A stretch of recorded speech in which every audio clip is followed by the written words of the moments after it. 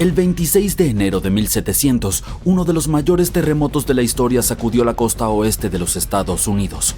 Tuvo una magnitud de 9, lo que lo coloca entre los 10 terremotos más poderosos que se han registrado. Este terremoto desencadenó un gran tsunami y cambió la línea costera desde el sur de la Columbia Británica hasta el norte de California para siempre. En aquel entonces, la zona no estaba muy poblada. Pero gracias a una investigación ingeniosa, los científicos lograron descubrir exactamente qué ocurrió ese día al analizar antiguos registros geológicos, los anillos de los árboles e incluso algo de historia de Japón. El mismo día del terremoto, un tsunami inmenso también golpeó la costa este de Japón. Durante mucho tiempo nadie los relacionó, pero en las décadas de 1980 y 1990, los investigadores se dieron cuenta de que el tsunami de Japón había sido causado por el terremoto del noroeste del Pacífico. También pudieron identificar el día exacto, el 26 de enero de 1700. Incluso encontraron árboles antiguos en la costa de Washington que habían perecido en el invierno de 1700, lo cual coincidía perfectamente con el momento del terremoto. El sismo se originó en la zona de subducción de Cascadia, una falla donde la placa de Juan de Fuca se desliza por debajo de la placa norteamericana. Esta falla se extiende unos 1.120 kilómetros desde el norte de la isla de Vancouver en la Columbia Británica hasta el Cabo Mendocino en California. La presión de las placas en movimiento se acumula con el tiempo, y a la larga otro devastador terremoto azotará la misma región. Es solo cuestión de tiempo. Al observar los registros geológicos, los depósitos de tsunamis pasados y los indicios de cambios en el nivel del terreno, los científicos pueden determinar la frecuencia de estos enormes terremotos. Los planificadores de emergencias se han estado preparando para el llamado Gran Terremoto. Los científicos creen que los terremotos de la zona de subducción de Cascadia ocurren cada 200 a 1000 años, y dado que el último importante fue hace más de 300 años, el noroeste del Pacífico está definitivamente en espera de otro. Cuando ocurra, se espera que el terremoto sea tan grande como el de 1700, pero esta vez afectará a alrededor de 15 millones de personas. La devastación será grave. Los edificios se derrumbarán, las carreteras y las pistas se agrietarán y los puentes caerán. La comunicación dentro y fuera del área quedará interrumpida. ¿Pero qué es lo peor? El terremoto desencadenará un peligroso tsunami que podría golpear partes de la costa de Washington en tan solo 10 minutos. No es cuestión de si sucederá, sino cuándo se romperá la zona de subducción de Cascadia.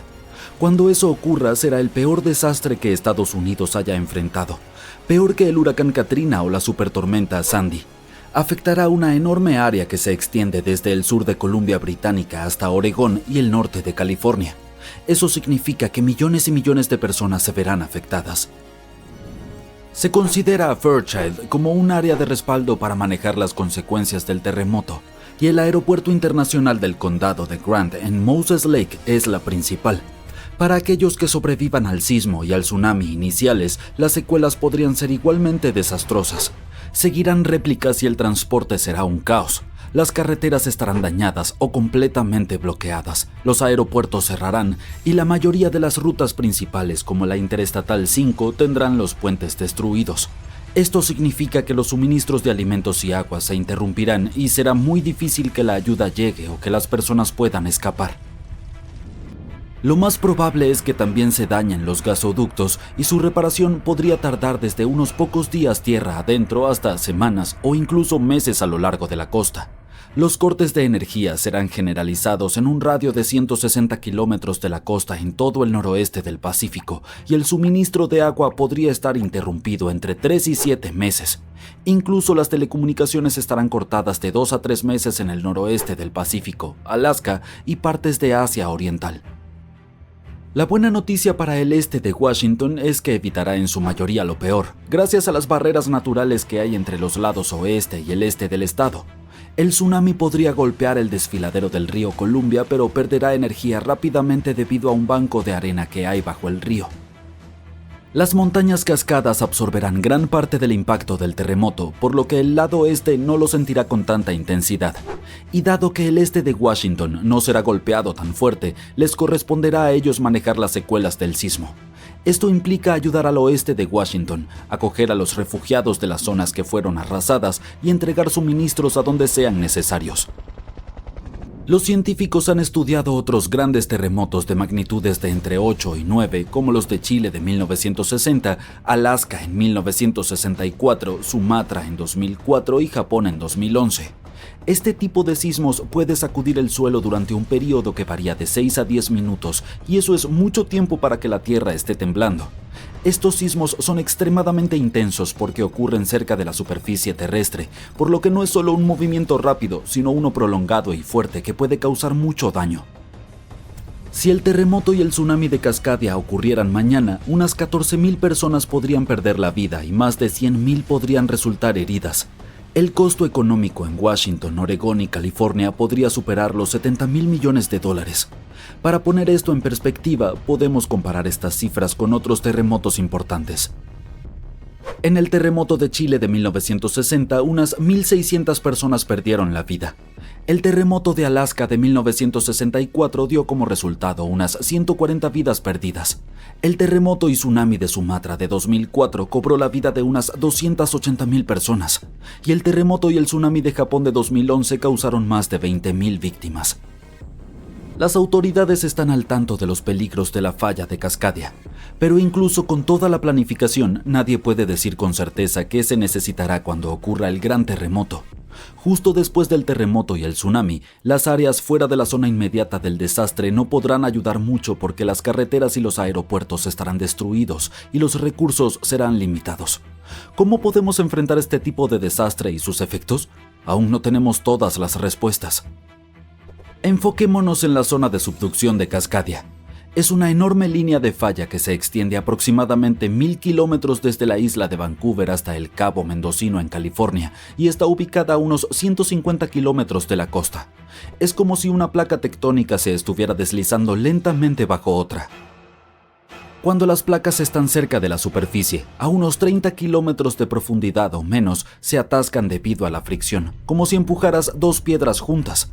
Con el tiempo esto crea mucha presión. Cuando la presión finalmente se vuelve excesiva, las placas se deslizan, provocando un terremoto. Esto se llama terremoto de megadeslizamiento y puede ser enorme. Debajo del área donde las placas están atascadas hay una zona donde las placas se mueven muy lentamente, solo unos pocos centímetros cada varios meses. Este lento movimiento ayuda a liberar algo de presión, pero también acumula más presión en las partes de la falla que aún están atascadas. Esto significa que con el tiempo aumenta la probabilidad de que ocurra un gran temblor. Estos sismos tan potentes, llamados terremotos de gran zona de subducción, pueden superar la magnitud de 8,5. Los megaterremotos son los más grandes que ocurren. Pueden superar una magnitud de 9, lo cual es extremadamente poderoso. Para ponerlo en perspectiva, un terremoto de magnitud 9 libera 1000 veces más energía que uno de 7 y 1.000.000 de veces más energía que uno de 5. Estos terremotos ocurren cuando se acumula mucha presión en una parte de la falla que está bloqueada, lo que significa que las placas no pueden moverse una respecto a la otra. Cuando esa presión se vuelve demasiado alta, la falla se rompe y libera toda esa energía acumulada en un único temblor. La zona de subducción de Cascadia es extremadamente larga, por eso si llegara a romperse de una vez podría generar un enorme terremoto. Los científicos han estudiado esta región y han encontrado que aproximadamente a 30 kilómetros bajo la superficie la falla está bloqueada. Las placas allí no se deslizan una sobre la otra, pero más profundamente las placas comienzan a deslizarse con más suavidad, lo que causa menos fricción. Esto es importante porque nos indica cuánta tensión se está acumulando en esa zona bloqueada y cómo eventualmente podría desencadenar un gran terremoto. Un terremoto de magnitud 15 tiene el potencial de destruir completamente nuestro planeta y evaporar toda el agua en cuestión de segundos, dejando la Tierra inhabitable. Más de 500.000 de terremotos ocurren anualmente, pero ninguno tiene una magnitud de 15.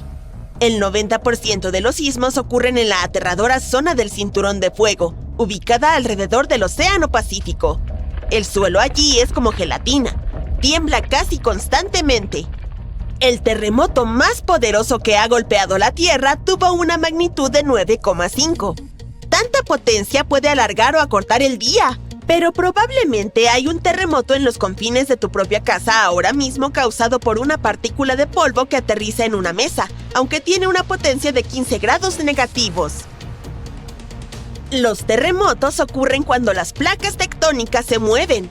Son como piezas de Lego que no están bien encajadas, y cuando se mueven hacia arriba, hacia abajo o chocan entre sí, el suelo también se mueve, desencadenando terremotos. Esta energía tectónica funciona como una batería. Almacena energía durante mucho tiempo, por ejemplo, unos 500 años. Cuando esta energía almacenada se libera en una explosión repentina, las consecuencias son devastadoras. Incluso las estructuras más fuertes sucumben a esta fuerza implacable que deja un rastro de destrucción en su camino. En algunos casos, los terremotos pueden desencadenar tsunamis y así amplifican el caos. Tal cantidad increíble de poder puede abrir la tierra y causar un daño inconmensurable. La intensidad de un terremoto se mide por la escala de Richter, pero ahora está siendo reemplazada por la escala de magnitud de momento. Cuando ocurre un terremoto, escuchamos que dicen cuán fuerte es. Suele ser de 1 a 10. Afortunadamente, aún no hemos tenido un terremoto de 10 en la escala de Richter. El terremoto más potente que ha ocurrido en la historia moderna sucedió en Chile en los años 60. Fue de alrededor de 9,5 en la escala de Richter y alteró la rotación de la Tierra y desajustó la duración del día en 2 milisegundos. También desencadenó un enorme tsunami y afectó una vasta área de 250.000 kilómetros cuadrados.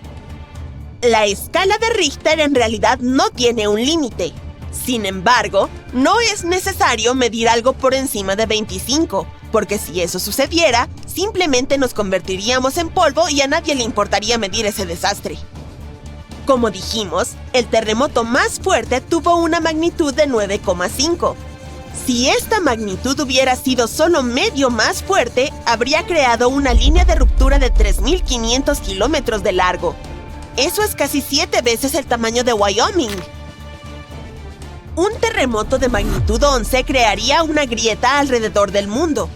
Enormes tsunamis golpearían las zonas costeras destruyendo todo, y la Tierra entraría en una terrible crisis ambiental. Si te gusta el senderismo, tendrías nuevas montañas para explorar, creadas por el aterrador terremoto.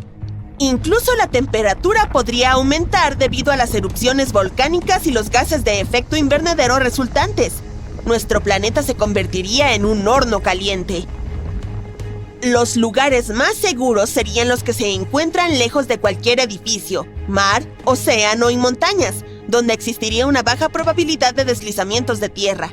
Los países no preparados para terremotos serían totalmente destruidos y las ciudades se convertirían en montones de escombros y polvo. Subir en la escala de Richter solo empeoraría las cosas. Pero no te preocupes, un terremoto de esa magnitud es imposible. La corteza terrestre no tiene suficiente energía para producir semejante desastre. Pero hay algo que tiene mucho más poder y puede producir megaterremotos. Los asteroides tienen el poder suficiente para destruir nuestro planeta, como todos sabemos por la experiencia de los dinosaurios. Ese asteroide tenía alrededor de 10 kilómetros de largo y causó enormes daños al planeta. Desató terremotos que sacudían constantemente el suelo durante meses.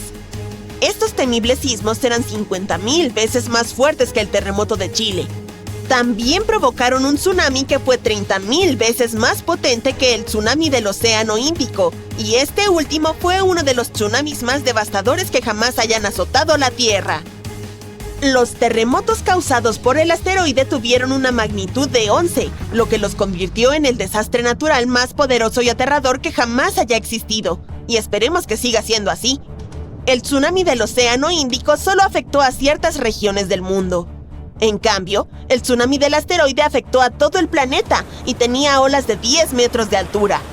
Aunque hubieras viajado al lugar más remoto de la Tierra, no habrías podido esconderte de este ángel de la muerte. Un terremoto de magnitud 15 no sería un 50% más fuerte que el terremoto de Chile. La escala no funciona así. Sería alrededor de 1 millón de veces más poderoso que un terremoto de magnitud 9,5. Podría hacer que toda el agua de la Tierra se evaporara, dejándonos devastados y sin ningún H2O para sobrevivir. Todos los ecosistemas colapsarían, todas las cadenas alimentarias se romperían, y probablemente solo algunas bacterias muy fuertes sobrevivirían a lo imposible. Y esa es solo una fracción de las cosas aterradoras que podrían suceder. El océano es como el aire acondicionado de nuestro planeta. Sin él, la Tierra sería extremadamente caliente. El océano también sirve como un escudo contra los poderosos rayos del sol. Actúa absorbiendo el calor y enfría la Tierra. Los científicos creen que lo más peligroso sería la incapacidad de la corteza terrestre para sobrevivir a los violentos temblores de un terremoto de magnitud 15. Si nuestro planeta milagrosamente sobreviviera y no se convirtiera en polvo, habría enormes aberturas en su corteza. El suelo se volvería gelatinoso. Se movería aleatoriamente hacia arriba, abajo, izquierda y derecha, y ningún edificio sobreviviría a eso. Nuestra civilización retrocedería hasta la era de Stonehenge. Los movimientos tectónicos como este son devastadores. Algo similar ocurrió en Japón, cuando las placas tectónicas se separaron 50 metros y luego volvieron a unirse, creando un terremoto de magnitud 9. Ningún lugar de la Tierra está exento de este escalofriante fenómeno natural. Aún así, ciertas zonas tienen una mayor probabilidad de ser destruidas que otras, como el Cinturón de Fuego, donde ocurre el 90% de los terremotos. Este es un lugar donde hay terremotos casi todos los días. El Cinturón de Fuego se encuentra en el Océano Pacífico. Forma un anillo alrededor de los continentes que rodean al Pacífico. Allí, varias placas tectónicas convergen, creando un terreno altamente inestable. Para hacer el problema aún más aterrador, el 75% de los volcanes activos se encuentran en esta zona. El 90% de los volcanes inactivos también están allí, lo que hace a este lugar extremadamente peligroso. Los científicos estudian con detenimiento esta región para encontrar una forma de predecir cuándo podría ocurrir el próximo terremoto. El Cinturón de Fuego no es el único lugar que tiene riesgo de terremotos. En California, a lo largo de la falla de San Andrés, 2 placas tectónicas han almacenado energía durante más de 200 años. La falla de San Andrés tiene una longitud de 1.150 kilómetros y tiene el potencial de producir un terremoto catastrófico. Esta región vive con el temor de sufrir terremotos violentos como el que ocurrió en San Francisco en 1906. Ese terremoto tuvo una magnitud de 7,9 en la escala de Richter. Los pronósticos de los científicos son aterradores. Dicen que la probabilidad de que ocurra un terremoto de magnitud 6,7 en la zona es muy alta. Si todo empieza a temblar, debes saber cómo sobrevivir. Evita cualquier cosa que pueda caer sobre ti, como ventanas, armarios o techos inestables. La frase oficial de los expertos en emergencias es: agáchate, cúbrete y agárrate. Mantente cerca del suelo, escóndete bajo algo estable, como una mesa, y quédate allí hasta que deje de temblar. Asegúrate de permanecer en tu refugio 1 minuto o 2 más, en caso de que haya réplicas o escombros sueltos. Usa tu nariz y huele si hay gas. Si lo hueles, no prendas las luces ni hagas nada que pueda encenderlo. Mantente fuerte y a salvo. Los asteroides, invisibles pero peligrosos, viajan en la misma órbita que Venus, y nuestros telescopios simplemente no pueden detectarlos. La amenaza es real. Si uno de estos objetos se dirige hacia la Tierra, estamos perdidos. Bueno, quizás.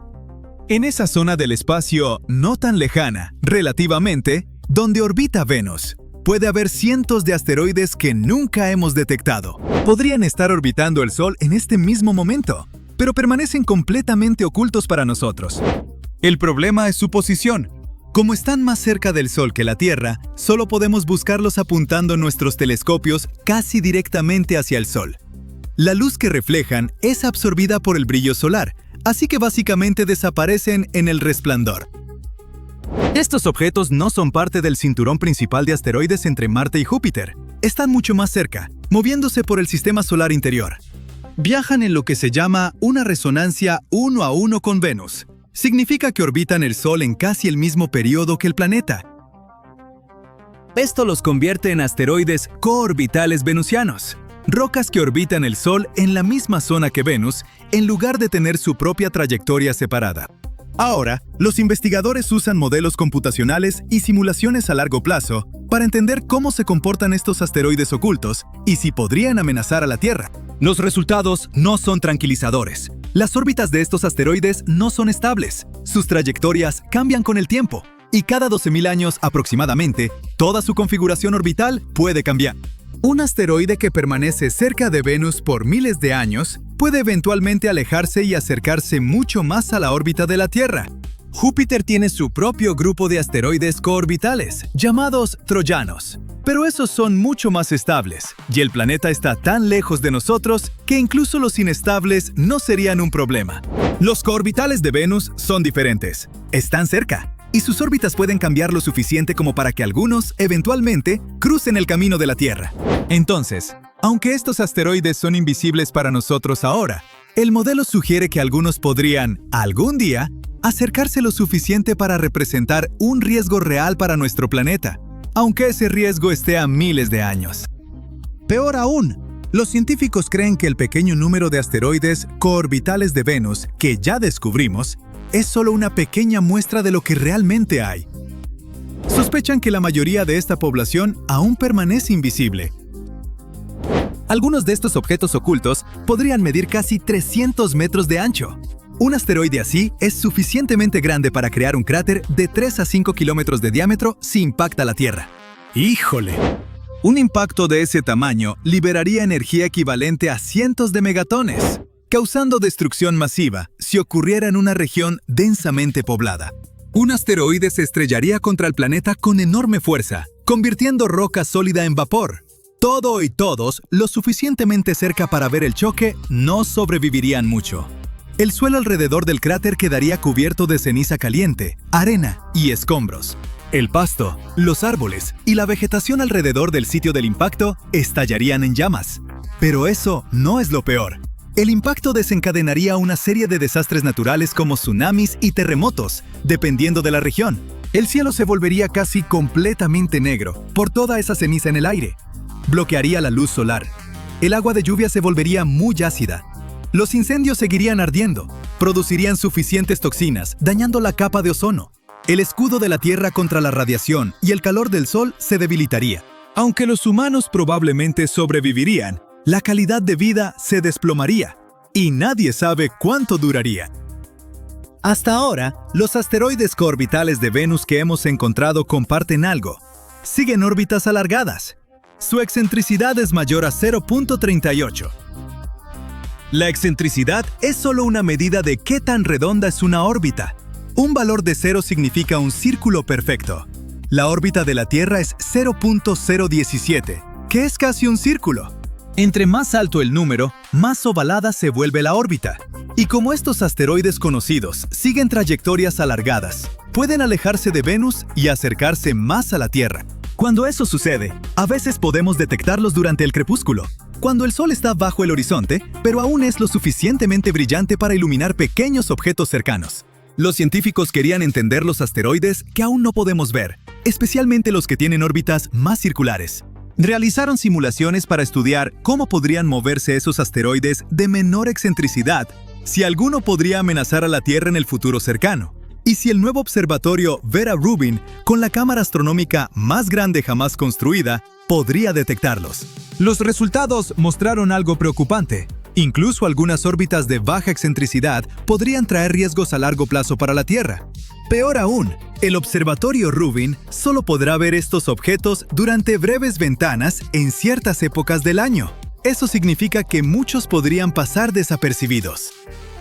Esto crea un problema real para la defensa planetaria. Es difícil prepararse para el peligro si no puedes verlo venir. Una forma de solucionar este punto ciego sería colocar un observatorio espacial cerca de Venus, o incluso en la misma órbita, para vigilar esa región directamente. La próxima misión NEO Surveyor de la NASA también podría ayudar al estudiar el sistema solar interior donde se ocultan estos objetos. Al final, los científicos creen que los estudios terrestres, como el observatorio Rubin, detectarán algunos de estos asteroides, pero no todos. Para mapear toda la población de coorbitales de Venus, necesitaremos una misión espacial dedicada cerca de Venus. Ahora mismo, los astrónomos han identificado solo 20 asteroides coorbitales de Venus. Todos excepto uno tienen excentricidad mayor a 0.38. Estas órbitas alargadas los llevan más lejos del Sol, donde los telescopios terrestres tienen oportunidad de detectarlos. Pero debería haber muchos más con trayectorias más circulares que permanecen cerca del resplandor solar. Entonces, ¿qué pasa si detectamos un visitante de Venus cuando ya se acerca a la Tierra? ¿Qué haríamos? Bueno, podríamos lanzar explosivos nucleares al asteroide. Si pudiéramos hacerlo pedazos mientras aún está lejos, los escombros se dispersarían de forma segura en el espacio, en lugar de causar problemas cerca de la Tierra. Por otro lado, ¿qué pasa si la explosión accidentalmente cambia la trayectoria del asteroide y envía fragmentos hacia la Tierra? Es una posibilidad real. O podríamos empujarlo suavemente fuera de su curso. Pero solo funcionaría si supiéramos exactamente el peso del asteroide. Sin conocer su masa, las agencias espaciales no podrían diseñar una misión precisa para desviarlo. En teoría, podrían enviar primero una nave de reconocimiento, algo que se acerque al asteroide, lo mida y determine la mejor forma de empujarlo. Pero ¿qué pasa si no tenemos suficiente tiempo para eso? Para cuando recopilemos todos los datos necesarios y construyamos el equipo adecuado, sería demasiado tarde para interceptar el asteroide. Por cierto, la NASA ya tiene algo de experiencia con la defensa de asteroide. En 2022, lograron algo revolucionario con su prueba de redirección de asteroide doble, o DART.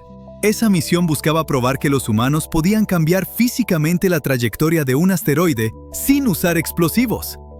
La NASA lanzó una pequeña nave en noviembre de 2021 y después de casi un año de viaje, se estrelló de frente contra un pequeño asteroide llamado Dimorphos, a unos 22.000 kilómetros por hora. La idea era simple. Si golpeas un asteroide con suficiente fuerza, puedes cambiar ligeramente su órbita lo suficiente para que algún día no impacte la Tierra. Y realmente funcionó. La prueba demostró que incluso una nave relativamente pequeña podía hacer una gran diferencia. Ahora, la Agencia Espacial Europea quiere verificar exactamente cuánto efecto tuvo ese choque. En octubre de 2024, lanzaron una nave de seguimiento llamada ERA, desde la estación de la Fuerza Espacial de Cabo Cañaveral, en Florida.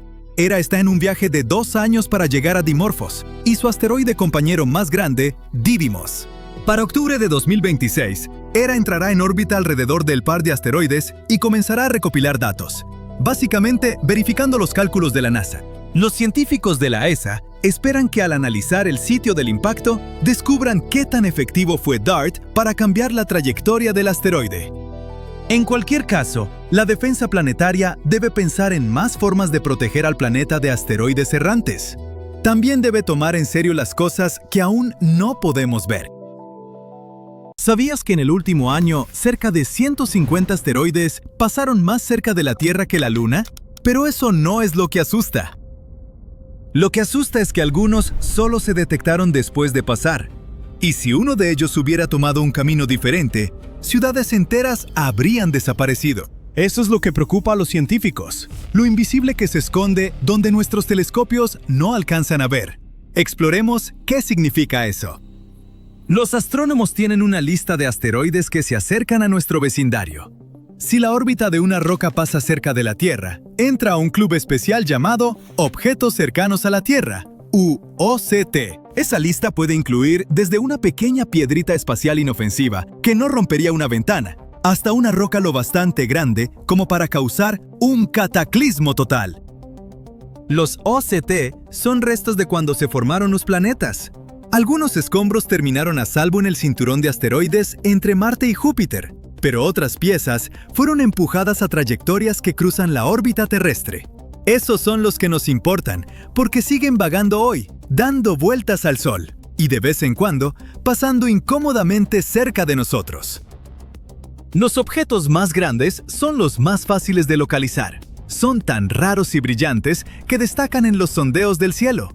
Hasta ahora, ninguno de esos grandes parece venir hacia nosotros pronto. Sin embargo, la verdadera preocupación viene de la clase media de asteroides. En papel, muchos están en la categoría de objetos potencialmente peligrosos, u OPP, pero el apodo Destructores de Ciudades los describe mejor. Estas rocas no son lo suficientemente enormes para acabar con el planeta, pero podrían aplanar una ciudad y alterar el clima por varias temporadas. Algunas son tan anchas como un estadio de fútbol y golpean la atmósfera más rápido que un proyectil. La NASA estima que hay alrededor de 25.000 asteroides cercanos a la Tierra de al menos 140 metros de ancho, pero solo hemos descubierto una fracción de ellos. Básicamente, tenemos órbitas precisas de menos de la mitad de los destructores de ciudades. El resto solo existe como números en simulaciones. Sabemos que deberían estar allá afuera, solo que no los hemos visto aún. ¿Por qué son tan difíciles de detectar? Algunos asteroides son casi negros como el carbón, camuflándose en la noche cósmica. Otros están cerca del Sol desde nuestra perspectiva, así que nuestros telescopios se saturan con el brillo. Es como tratar de encontrar un mosquito mientras ves directo hacia la luz del Sol. Por favor, no hagan esto. Desde la Tierra, estas rocas se pierden en el resplandor del Sol.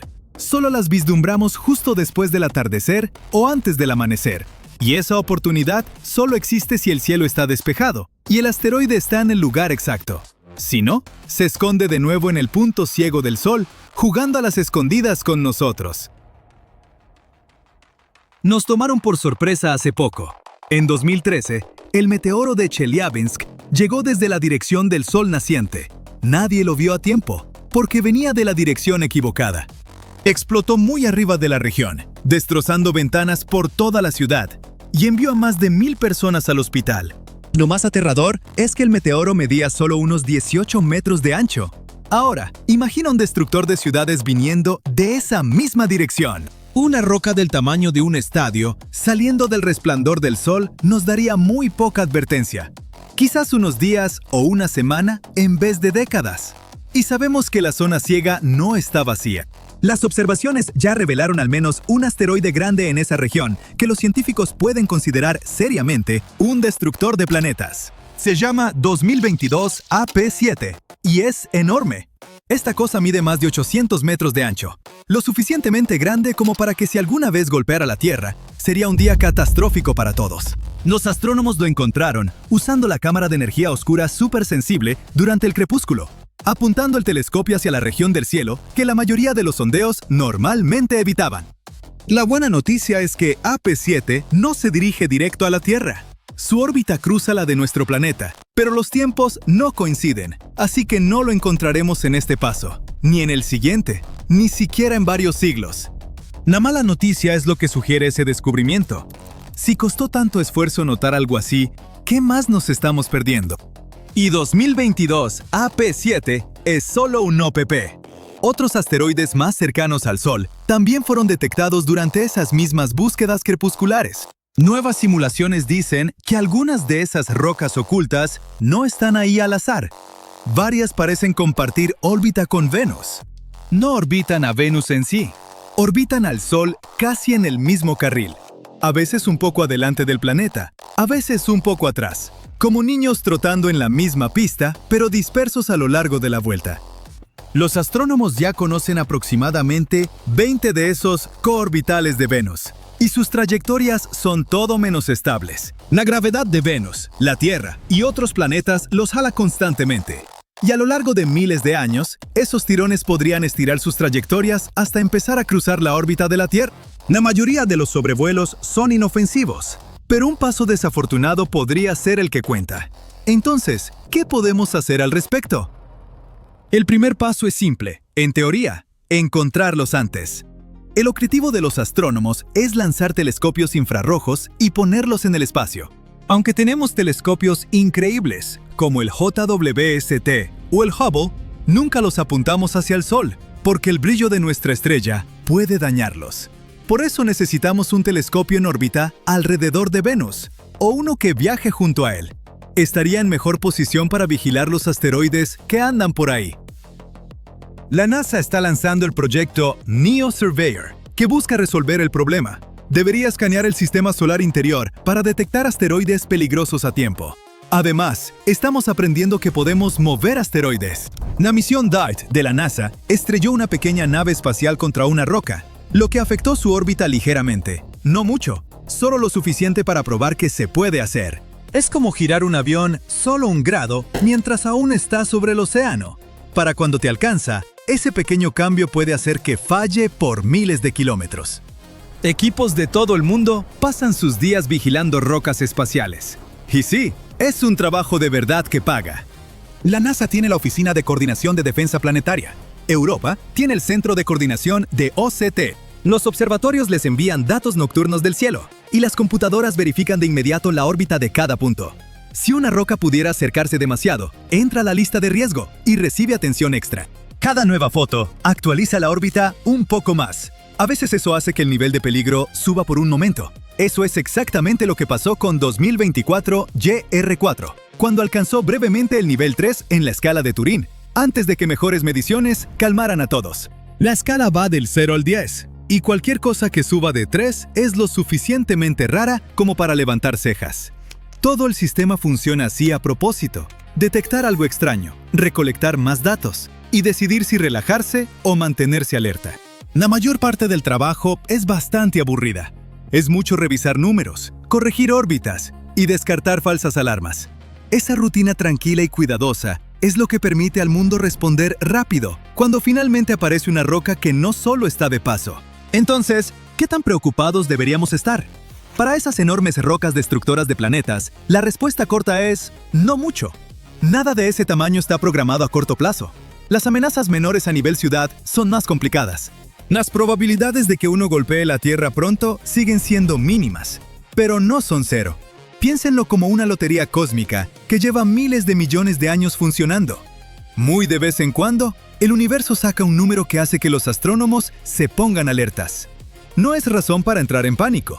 Es razón para construir mejores ojos en el espacio y asegurarnos de que si alguna vez sale un boleto malo, lo veamos a tiempo para hacer algo al respecto. ¡Boom!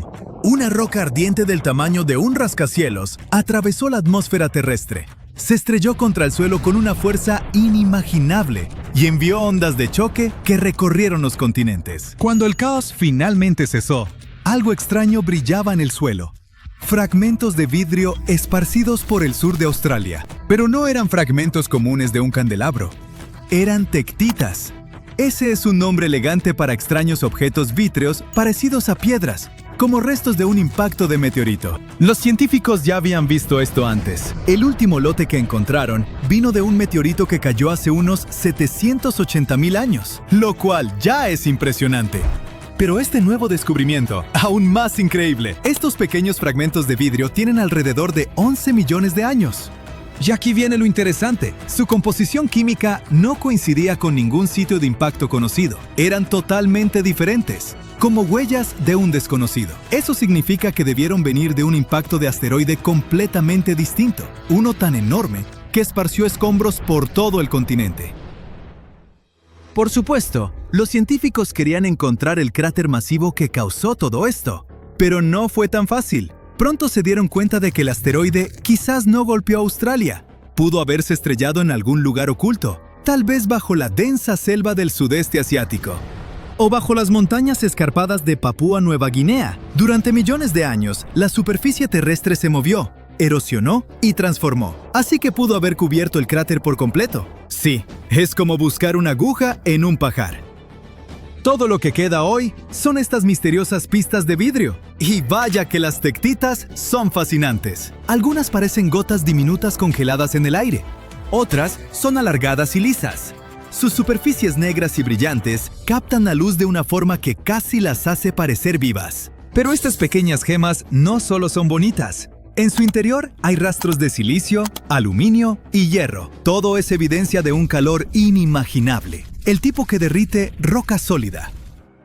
O sea, escombros fundidos volando por el aire, enfriándose hasta convertirse en vidrio antes de tocar el suelo. Ese tipo de calor. Así de poderoso fue el impacto. La explosión debió ser enorme y esparció fragmentos brillantes por cientos de kilómetros, como una versión cósmica del confeti. Descubrimientos así nos recuerdan que la Tierra ha enfrentado más impactos masivos de lo que creíamos. Al estudiar la composición de estas tectitas, los científicos pueden saber qué tan grande era el asteroide, cómo impactó y qué caos causó. Es increíble pensar que las pacíficas tierras bañadas por el sol del sur de Australia, ahora hogar de canguros y polvo rojo, fueron alguna vez el epicentro de un impacto cósmico ardiente. Si esperabas un giro donde el misterio se resolvía, lo siento. Pero aún con todos nuestros satélites y tecnología, los científicos no han encontrado el cráter. Es como si el asteroide hubiera golpeado, dejado estas pistas brillantes y desaparecido sin dejar huella. El sur de Australia ahora guarda estos fragmentos de vidrio como un diario secreto de hace millones de años, esperando que los humanos armen la historia. Mientras tanto, visitemos un par de cráteres que los científicos ya han identificado. En medio de Australia Occidental, en la antigua región de Pilbara, los geólogos encontraron lo que podría ser el cráter de impacto más antiguo de la Tierra. Tiene probablemente unos 2.700 millones de años. Sí, millones con M. Cuando se formó, este cráter gigantesco habría medido casi 100 kilómetros de ancho. Claro, después de estar ahí por miles de millones de años, el tiempo y el clima hicieron lo suyo. El cráter antes definido se desgastó y transformó hasta parecer más un domo que un tazón. Lo que queda hoy se llama el Domo del Polo Norte. Y aún podemos ver unos 30 kilómetros de su centro elevado. Para ponerlo en perspectiva, nuestro planeta tiene unos 4.500 millones de años, pero la mayoría de lo que sabemos sobre impactos de meteoritos viene de rocas mucho más jóvenes. Verán, durante miles de millones de años, la erosión, los volcanes y la tectónica de placas han reciclado y transformado casi toda la superficie original de la Tierra.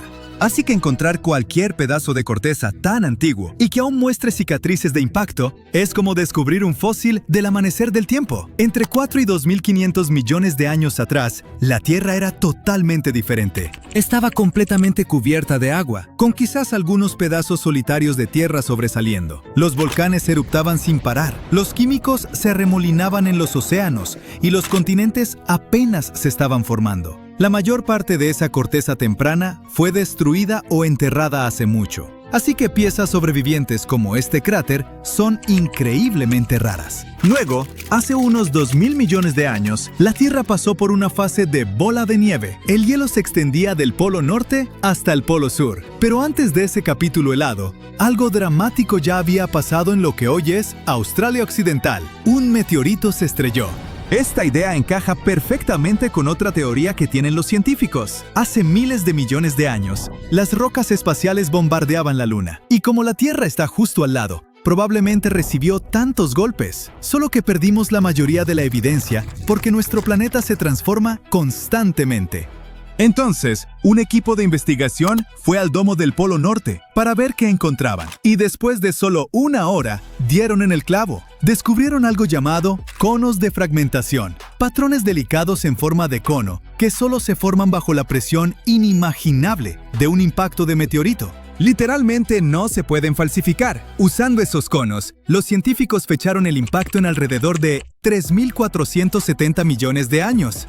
Y creen que este cráter pudo haber sido del mismo tamaño que el cráter de Chicxulub en México, el famoso por extinguir a los dinosaurios hace 66 millones de años. Así de masivo fue este impacto antiguo. Pero eso no es todo. El equipo también encontró gotitas diminutas de roca fundida que salieron disparadas al cielo cuando el meteoro impactó. Se enfriaron en el aire y luego llovieron de vuelta a la Tierra. Algunas cayeron tan lejos como Sudáfrica. Los científicos aún estudian este cráter, así que dejémoslos trabajar y vayamos a nuestro siguiente destino, el Mar del Norte, o más precisamente, debajo de él. Hay una misteriosa hendidura en la Tierra oculta bajo capas de roca por millones de años, a unos 130 kilómetros de la costa de Yorkshire. El cráter mide casi 3 kilómetros de ancho. Los científicos lo encontraron en 2002. Lo llamaron el cráter Silver Pit. Y desde entonces ha sido el equivalente geológico de un misterio sin resolver. ¿Lo causó un asteroide que se estrelló contra la Tierra? ¿O fue algo más aburrido, como capas de sal moviéndose o un volcán antiguo que estornudó? Durante 20 años, los expertos debatieron. Pero ahora, después de 2 décadas de discusión, los investigadores finalmente resolvieron el caso, y el equipo del asteroide gana. Resulta que algo del espacio exterior talló Silver Pit hace más de 40 millones de años. Un equipo de investigación usó imágenes sísmicas en 3D súper detalladas, que es básicamente la versión terrestre de una resonancia magnética. Y también usaron muestras de perforación de un pozo petrolero de los 80. Cuando juntaron todos los datos, vieron la forma característica de un cráter de impacto. Tiene un centro elevado, un anillo de roca fracturada e incluso mini cráteres dejados por escombros que cayeron después del golpe. Las grietas en las rocas estaban estiradas de un lado y comprimidas del otro. Era prueba de que el asteroide entró en ángulo, no de forma directa. Los granos microscópicos de cuarzo de las muestras sellaron el caso. Bajo el microscopio, tenían unas extrañas marcas entrecruzadas que solo se forman bajo una presión extrema. No le deseo a nadie que le pegue algo que se mueve a 15 kilómetros por segundo, y eso es exactamente lo que le pasó a nuestro planeta. Los científicos creen que el impacto ocurrió entre hace 43 y 46 millones de años. En ese entonces, el mundo era más cálido y los océanos rebosaban de vida, así que pueden imaginar el caos que debió causar. Aunque por suerte, no había dinosaurios para preocuparse. Ya llevaban 20 millones de años extintos. Las autoridades del país te están ocultando algo. No quieren que la gente común descubra jamás la verdad. Puedes ver un montón de fotos falsas y ubicaciones erróneas en internet, pero casi ninguna es real. Entonces, ¿qué secreto están guardando? No esperas escuchar esto. Están escondiendo un árbol. Pero no es cualquier árbol. El dinero crece en sus ramas. ¿Puedes creerlo? Claro que no. Es una broma. Pero la verdad es que Estados Unidos sí protege el árbol más antiguo del mundo. Y su nombre es Matusalén. Puedes buscarlo en Google y encontrarás muchas fotos falsas y algunos álamos viejos y retorcidos. Las fotos reales de Matusalén son bastante raras, y su ubicación sigue siendo un misterio hasta el día de hoy. Se sabe que crece en algún lugar del sendero Matusalén en el Bosque Nacional Inyo, en California. Es un pino longevo, y su edad supera los 4.600 años. Imagina qué genial sería tocar el tronco de ese árbol y sentir todos esos miles de años de historia. Solo que no es genial. Esta es la razón por la que el país oculta su ubicación. Si miles de turistas tocaran el árbol y arrancaran pedacitos de sus ramas, no duraría ni un mes. Muchos árboles en esta zona están bastante débiles ahora mismo, sufriendo por la sequía y todo tipo de insectos dañinos. Así que Matusalén también está en peligro. No lo toques ni te acerques, incluso si descubres la ubicación. El árbol fue descubierto por el dendrocronólogo Edmund Schulman. Un dendrocronólogo es un científico que estudia los anillos de árboles antiguos, pero más sobre eso después. Entonces, Schulman descubrió el árbol a mediados del siglo pasado, y en los últimos 50 años se ha envuelto en rumores y leyendas. Pero ¿cómo supo Schulman que era el más antiguo? En 1957, tomó una muestra del núcleo y estudió los anillos anuales del árbol. Verás, cada año se forma una capa dentro del árbol que parece un anillo. Pero los científicos no cortan el tronco, no te preocupes. Extraen un pedazo del grosor de un lápiz y eso es suficiente. Entre más capas, más viejo es el árbol. Así que Schulman contó los anillos de Matusalén y descubrió que ha estado creciendo por más de 4.600 años. Esto significa que es incluso más viejo que las antiguas secuoyas gigantes, que se consideraban los árboles más antiguos del planeta. En 1958, Schulman contó la historia sobre la existencia de Matusalén y publicó su foto en National Geographic. Desde ese momento, el árbol se volvió popular. Mucha gente quería arrancar un cono o ramita de él, así que las autoridades prohibieron publicar información sobre la ubicación del árbol. Después, otros científicos examinaron los anillos de Matusalén y sugirieron que podría ser más joven, aunque algunos anillos estaban muy débiles o dañados para contarlos. De cualquier forma, sigue siendo el árbol más antiguo de la Tierra, confirmado oficialmente, eso sí. Pero no siempre fue así. En 1964, un geógrafo, Donald R. Curry, se topó con un árbol llamado Prometeo, que tenía unos 5.000 años. ¿Y sabes qué hizo? Simplemente lo taló. Hay muchas teorías sobre por qué lo hizo. La herramienta para obtener muestras del núcleo estaba rota, o este tipo no sabía cómo usarla. Pero el resultado fue triste. El árbol no sobrevivió. Esperemos que nada así le pase a Matusalén y que viva una larga vida. Pero ¿por qué los científicos están tan preocupados por él? Sí, puede contar mucho sobre la historia de nuestro planeta. ¿Pero hay otra razón? Hay una teoría de que este árbol podría vivir para siempre si nadie lo cortara y las sequías o parásitos no lo destruyeran. Así que básicamente, Matusalén es como la fuente de la juventud de la naturaleza. Imagina si pudiéramos usar ese truco en las personas. Bueno, ahora sabemos qué esconde Estados Unidos. ¿Pero sabes qué mantiene en secreto Australia? No solo un árbol, sino una isla. Incluso si te permitieran visitar la isla, no sería fácil llegar ahí. La isla está ubicada entre Australia y la Antártida, en algún lugar en medio del océano, pero es poco probable que obtengas ese permiso. El hecho es que la isla Heard está completamente intacta por los humanos, y Australia quiere mantenerla así. Encontrarás poca información confiable sobre esta isla en Internet. Todo lo que sabemos es que la isla tiene 2 volcanes activos, la montaña más alta de Australia y varios glaciares. Pero ¿sabes qué es lo más genial? Es hogar de animales que no encontrarás en ningún otro lugar. El ecosistema cerrado de la isla preserva criaturas que quizás nunca han visto personas. La siguiente isla es bastante famosa y está ubicada en Brasil. Las autoridades no la mantienen en secreto, pero la protegen de los turistas. Incluso si tuvieras permiso para visitar este lugar, probablemente no querrías. Esta es la Isla de las Serpientes, y su nombre lo dice todo. Este pedazo de tierra contiene la mayor concentración de serpientes venenosas del mundo. Son víboras doradas de cabeza de lanza. Una mordida de esta serpiente es críticamente peligrosa para una persona. Las serpientes están por todos lados ahí y casi no tienen competencia de otros animales. Solo especialistas capaces de manejar estos reptiles pueden visitar la isla. Muchos lugares secretos permanecen fuera de límites porque los humanos pueden arruinarlos sin querer. No es que seamos malos, es solo que incluso estar ahí puede cambiar partes diminutas e invisibles de la naturaleza. Y aquí hay un gran ejemplo del tipo de destrucción que podemos provocar. Todos han visto fotos de pinturas rupestres antiguas con caballos y toros. Una de las cuevas más famosas es la Cueva de Lascaux, que está ubicada en Francia. En las paredes dentro de la cueva, la gente encontró más de 600 dibujos y cerca de 1500 grabados. Los dibujos de 20.000 años de antigüedad representaban diferentes animales. Los científicos abrieron la cueva al público, y esto llevó a un desastre. Demasiada gente vino a ver la cueva, y esto arruinó el ecosistema de la cueva. Luego apareció un hongo y comenzó a extenderse por las paredes, arruinando los dibujos antiguos. Fue una tragedia para el mundo científico. La cueva fue cerrada rápidamente a los visitantes. Ahora solo un pequeño grupo de arqueólogos puede entrar. Nadie sabe cuándo o si la cueva volverá a abrir. Esos vistazos de la historia humana de los primeros asentamientos europeos podrían perderse para el público para siempre. Nuestra siguiente ubicación secreta está en Svalbard, archipiélago noruego. Esta es la bóveda global de semillas de Svalbard, un almacén masivo que puede guardar 4.5 millones de semillas de diferentes tipos. Las autoridades dicen que las semillas se almacenan ahí para preservar la población en caso de un desastre local.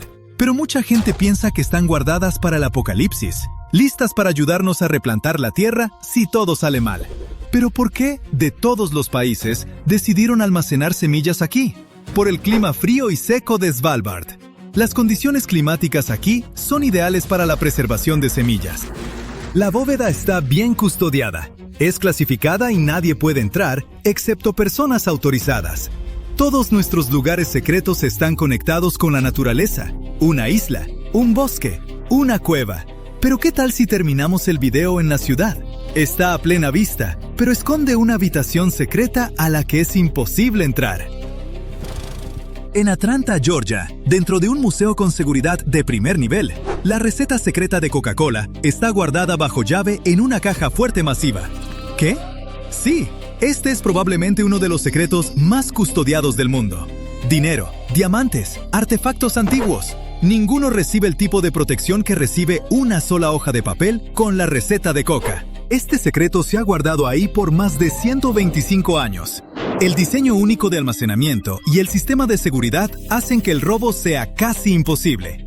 Puedes visitar un museo especializado y ver la puerta de la bóveda, pero nada más. Claro, suena un poco loco custodiar una sola hoja de papel, pero por otro lado, esta bebida le ha generado miles de millones a la compañía. Coca-Cola ha sido una de las bebidas favoritas del mundo por más de un siglo, y todavía está generando ganancias masivas. Así que no es sorprendente que su receta se mantenga tan secreta.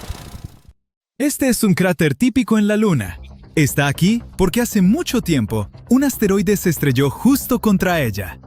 Sí, un cráter lunar se forma cuando un asteroide, meteoroide o cometa impacta la superficie lunar. Y como pueden ver, ha pasado muchas veces. Pero un cráter se formó de manera muy diferente. ¿Cómo? Bueno, retrocedamos un poco.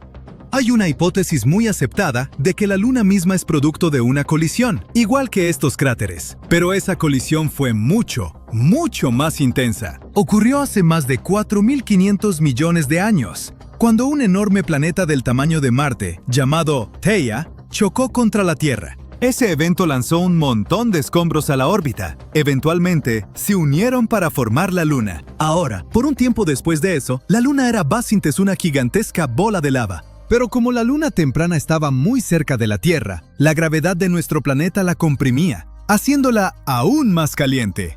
Al final, la Luna se alejó, se enfrió y formó una corteza rocosa.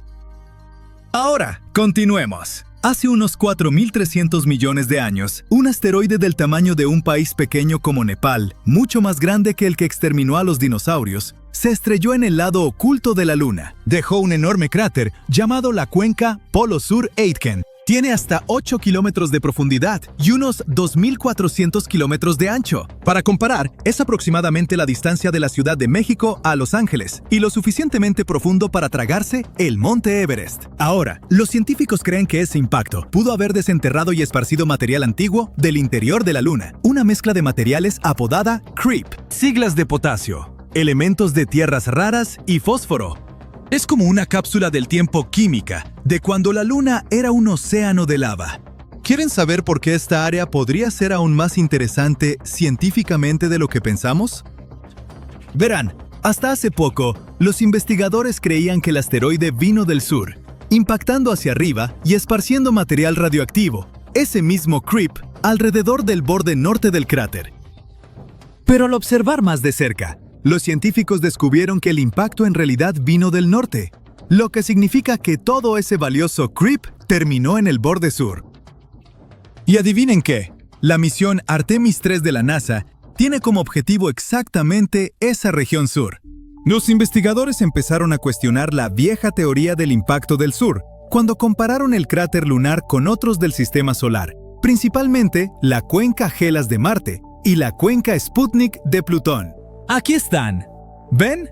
Los tres tienen esta extraña forma de lágrima o aguacate, anchos de un lado y puntiagudos del otro. Y exactamente ese extremo puntiagudo suele indicar de qué dirección vino el asteroide. En el caso de la cuenca Polo Sur Aitken, eso significa que el asteroide impactó desde el norte, no desde el sur. Para confirmarlo, los científicos revisaron datos antiguos de la misión Lunar Prospector de la NASA. Orbitó la Luna en 1998 y 99. Esa nave midió elementos radioactivos en la superficie y encontró altas concentraciones de torio, un componente clave del CREEP, alrededor del borde suroeste de la cuenca. La misión Artemis 3 es el gran plan de la NASA para llevar humanos de vuelta a la Luna por primera vez desde 1972. Si todo sale según lo planeado, el lanzamiento está programado para mediados de 2027, justo después de que termine Artemis 2. Verán, Artemis 2, que se supone se lanzará antes de abril de 2026, será como un ensayo general. Los astronautas orbitarán la Luna sin aterrizar, solo para asegurarse de que todos los sistemas funcionen bien. Una prueba de manejo cósmica. Artemis 3 es cuando las cosas se pondrán serias. Se espera que los astronautas aterricen cerca del polo sur lunar en una de 9 posibles ubicaciones que la NASA ha identificado. El único problema es el tiempo. Artemis 3 ya se ha retrasado varias veces, y también Artemis 2. Artemis 1 se lanzó en 2022. Fue un vuelo de prueba sin tripulación que rodeó la Luna y regresó sin problemas. Así que lo siguiente es Artemis 2, que llevará astronautas reales más lejos en el espacio. Luego viene Artemis 3, la grande. Se supone que los astronautas estarán en la superficie lunar como una semana haciendo cosas científicas antes de regresar a casa. Después de eso, Artemis 4 y 5 construirán y expandirán una nueva mini estación espacial orbitando la Luna. Se llama Gateway. Piensen en ella como una parada en el espacio. Los astronautas pueden acoplarse ahí, vivir en misiones cortas, hacer experimentos y prepararse para aterrizajes. La NASA la está construyendo con ayuda de la Agencia Espacial Europea, Japón y algunos otros. Los astronautas viajarán en la nave Orión, lanzada por el Sistema de Lanzamiento Espacial de la NASA, un cohete enorme, más alto que la Estatua de la Libertad y lo suficientemente potente para enviar personas a la Luna. Para aterrizar realmente, usarán el sistema de aterrizaje humano. Se supone que la Starship de SpaceX llevará a las primeras tripulaciones a la superficie lunar una vez que demuestre que puede aterrizar de forma segura. A largo plazo, la NASA no se detendrá en la Luna. El gran objetivo es de la Luna a Marte. Ojalá podamos usar todo lo aprendido de Artemis para construir una base lunar y eventualmente enviar humanos hasta Marte. Y quién sabe, quizás cuando la gente aterrice en la Luna, podrán descifrar otro misterio sin resolver. Destellos, brillos o rayos de luz que a veces iluminan nuestro satélite. Profundicemos en este misterio, ¿les parece? La noche del 19 de abril de 1787, el astrónomo William Herschel vio algo extraño. Una luz brillante resplandeciendo en la parte oscura de la luna nueva. Brilló por horas y era casi tan brillante como la nebulosa de Orión. Lo que vio probablemente fue lo que los científicos ahora llaman un fenómeno lunar transitorio, o FLT. Básicamente, pequeños destellos rápidos o cambios de color en la superficie lunar. Los FLT pueden verse como manchas brillantes, puntos rojizos o morados, o incluso nubes borrosas que aparecen y se desvanecen de repente. En los últimos 2000 años, se han registrado alrededor de 3000 de estos extraños destellos lunares usando telescopios, cámaras, o a veces son sus propios ojos. Entonces, ¿qué está pasando realmente allá arriba? Bueno, no hay una sola respuesta. Muchas cosas diferentes pueden causar los FLT, desde impactos de meteoros hasta liberación de gases o incluso actividad eléctrica. La duración del destello, que puede ir desde una fracción de segundo hasta varias horas, da a los científicos pistas sobre qué hay detrás de cada misterioso espectáculo lunar. Los destellos súper cortos, de menos de un minuto, probablemente son causados por pequeñas rocas espaciales estrellándose contra la Luna. Incluso un meteoroide del peso de una bola de billar puede golpear la superficie lunar con suficiente fuerza para hacerla brillar por una fracción de segundo. El calor del impacto hace que las rocas brillen y luego se desvanezcan rápidamente al enfriarse. Por mucho tiempo, los científicos sospechaban que estos destellos rápidos eran causados por impactos de meteoros, pero no pudieron probarlo hasta los 90, cuando las cámaras de alta velocidad se volvieron comunes en la investigación lunar. Aún así, no fue fácil confirmarlo. Los destellos cortos podían ser solo fallas de cámara o ruido eléctrico. La única forma de estar seguros era captar el mismo destello desde 2 o más lugares a la vez. Bueno, eso pasó por primera vez durante la lluvia de meteoros Leónidas, en 1999, cuando los científicos grabaron verdaderos destellos de impacto en la Luna. Después, obtuvimos más pruebas de que la Luna era bombardeada frecuentemente con rocas espaciales, aunque los destellos parecen concentrarse en ciertas áreas, como Oceanus Procellarum, una de las grandes planicies oscuras de la Luna. Eso probablemente es solo por donde han enfocado sus cámaras los científicos. Un estudio de 2024 mostró que los meteoroides en realidad golpean la Luna uniformemente por todas partes. Ahora, los destellos que duran unos minutos probablemente son causados por algo totalmente diferente. Fugas de gas del interior de la Luna. Estudios de 2008 y 2009 encontraron que cuando gas como el radón se acumula bajo la superficie lunar, puede estallar de repente. Oigan, sé cómo se siente eso. Y cuando este gas radiactivo escapa y se desintegra, emite un brillo tenue que podemos ver desde la Tierra. Curiosamente, esos puntos brillantes a menudo coinciden con áreas donde los científicos ya han encontrado niveles más altos de radón. Luego están las luces de larga duración. Permanecen por horas, como el brillo que vio William Herschel en 1787. Un estudio de 2012 sugirió que podrían ser causadas por el viento solar, una corriente de partículas cargadas que viene del Sol. Cuando ese viento solar golpea el polvo lunar, puede cargar las partículas y lanzarlas al aire. Bueno, al espacio, creando nubes de polvo masivas de hasta 100 kilómetros de altura. Estas nubes flotantes podrían doblar o reflejar la luz de estrellas o planetas cercanos, haciendo parecer que la Luna misma está brillando. Así que ojalá obtengamos las respuestas una vez que la misión Artemis aterrice y comience su exploración. Oigan, ya no puedo esperar. Esta imagen aterradora pero muy real emergió recientemente. En ella puedes ver algo que parece sacado de una película de ciencia ficción. Desde lo alto de la Tierra, a bordo de la Estación Espacial Internacional, un astronauta capturó algo asombroso sobre Luisiana. Un gigantesco chorro que ascendía directo hacia el cielo. Parece como si la Tierra estuviera enviando una señal hacia arriba. ¿Puede la ciencia explicar este fenómeno inquietante? Aparentemente, sí puede. Este estallido de energía se llama chorro gigante y es uno de los tipos de rayos más raros y poderosos que conocemos. A diferencia de uno común que se dirige hacia el suelo, los chorros gigantes se disparan desde las nubes tormentosas hacia arriba y pueden extenderse más de 80 kilómetros en el cielo. A veces incluso llegan hasta la ionosfera, la capa donde la atmósfera de la Tierra empieza a mezclarse con el espacio exterior. Para darte una idea, el espacio oficialmente comienza alrededor de 100 kilómetros sobre el nivel del mar y la ionosfera se extiende desde aproximadamente 80 a 644 kilómetros de altura. Increíblemente, los científicos solo han sabido sobre los chorros gigantes durante unos 20 años y todavía estamos averiguando exactamente cómo funcionan. Una teoría sugiere que algo dentro de la nube de tormenta bloquea el escape del rayo hacia abajo, así que toda esta energía acumulada busca otra salida y termina estallando hacia arriba en el cielo. Pero sinceramente aún no entendemos por completo por qué sucede.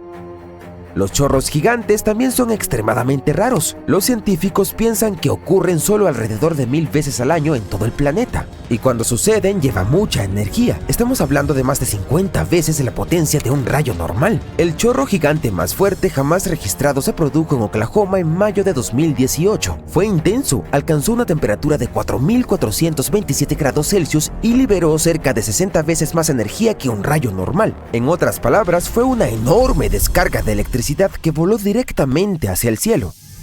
La mayoría de las fotos que tenemos de los jets gigantes provienen de satélites o astronautas en la Estación Espacial Internacional. Sin embargo, algunas también han sido capturadas desde aviones que han volado sobre tormentas. La última foto impresionante fue tomada el 19 de noviembre de 2024 por un astronauta a bordo de la EEI.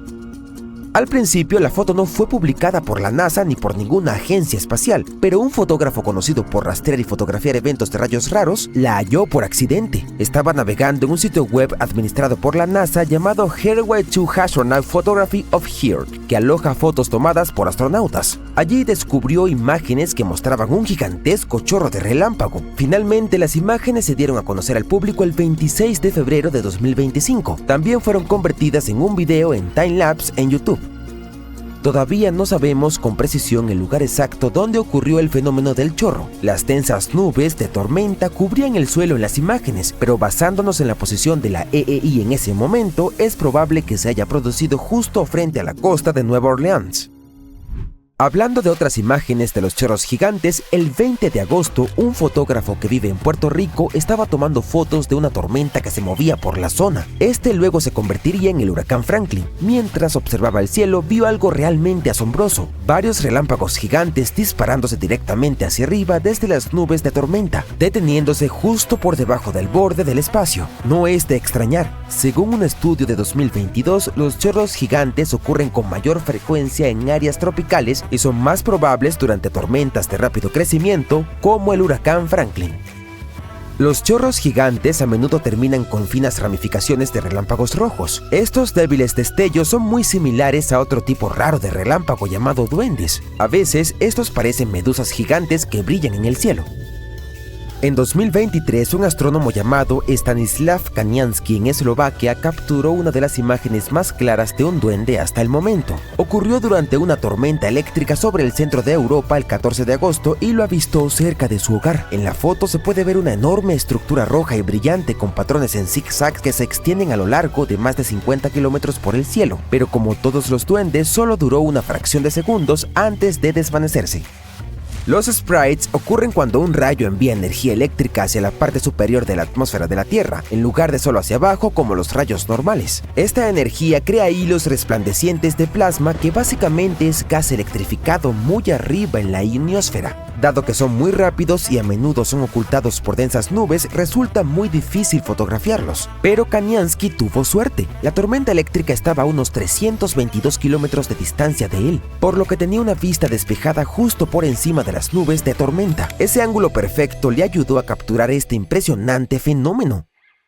Existen muchos tipos diferentes de rayos y algunos de ellos no solo son raros, sino también súper peligrosos. Tomemos por ejemplo el rayo en bola. Es exactamente eso, una esfera luminosa y flotante de luz que aparece durante las tormentas eléctricas. También es una de las formas más extrañas y misteriosas de rayo. Las personas han visto estas extrañas bolas de luz generalmente del tamaño de una toronja, girando con lentitud o suspendiéndose justo por encima del suelo. Algunos incluso aseguran haberlas visto atravesar ventanas cerradas o aparecer repentinamente en interiores, para luego desaparecer después de unos 10 segundos.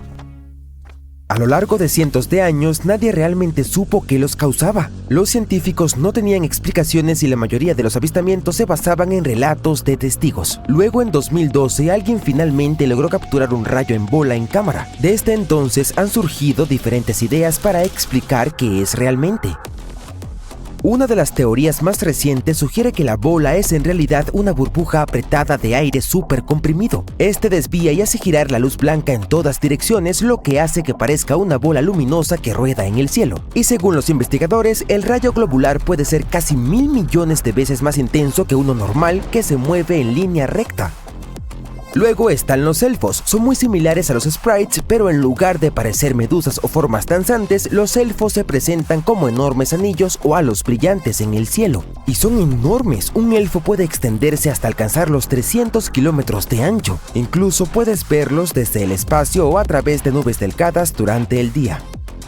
El rayo oscuro es probablemente uno de los tipos de rayos más extraños y la mayoría de las personas ni siquiera sabe que existe. A diferencia del rayo normal, no produce un destello brillante. En su lugar, emite intensas ráfagas de radiación, en especial rayos gamma, que son la forma más energética de luz encontrada en la naturaleza. El rayo oscuro ocurre cuando electrones a alta velocidad chocan contra moléculas de aire dentro de una nube de tormenta. Esto crea una ráfaga de rayos gamma.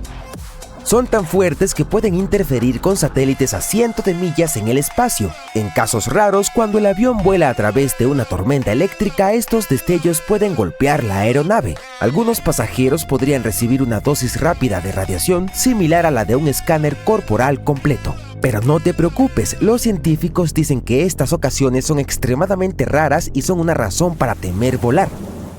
Y finalmente está el rayo positivo. Verás, el rayo sigue siendo un misterio, incluso para los científicos. Pero aquí está la idea básica. Dentro de una nube de tormenta, diminutas piezas de hielo chocan entre sí y acumulan cargas eléctricas. Algunas se vuelven positivas, otras negativas. La mayoría de los rayos que vemos provienen del fondo de la nube, donde hay muchas cargas negativas. Estas se extienden hacia abajo y descargan en el suelo. Pero a veces los rayos provienen de la parte superior de la nube, donde se acumulan las cargas positivas. Eso se llama rayo positivo y solo constituye alrededor del 5 al 10% de los rayos. La mayoría de las veces esas cargas positivas solo afectan a otras partes de la nube, pero en ocasiones bajan por completo hasta el suelo. Por eso el rayo positivo puede golpear incluso cuando el cielo parece despejado, porque proviene de lo alto de la nube, a veces kilómetros de distancia de la tormenta misma. La parte más aterradora es que un rayo normal puede alcanzar unos 300 millones de voltios, mientras que la carga de un rayo positivo puede llegar hasta 1000 millones de voltios. Eso significa que el rayo positivo es mucho más fuerte y peligroso.